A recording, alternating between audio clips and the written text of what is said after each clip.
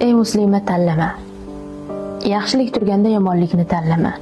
Ey muslima, hijob turganda boshalanlikni tanlama. Ey muslima, hayo turganda hayosizlikni tanlama. Ey muslima, iffat turganda beodoblikni tanlama.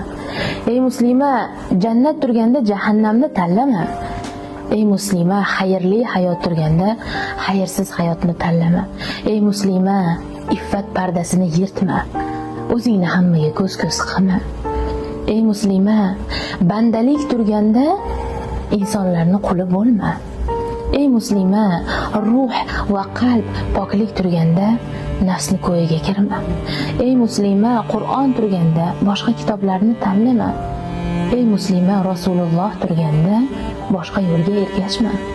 Ey muslima, sahobiya onalarga ergash.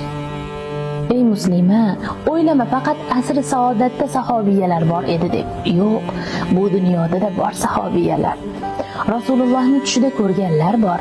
Axir ko'rganlar sahob va sahobiyalar bo'ladi demadimi? Bu dunyoda yashab turgan davrimizda ham sahobiyalar bor.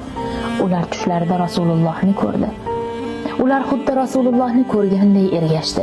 Shuning uchun ham Rasululloh men sizlarni ko'rganday yoki sizlar meni ko'rgandek yaqinlik emas, balki oxir zamon ummatlarim sizdan-da yaqinroq dedi. Sen ana shulardan bo'l. Ishonma, haqiqat turganda yolg'onga ishonma.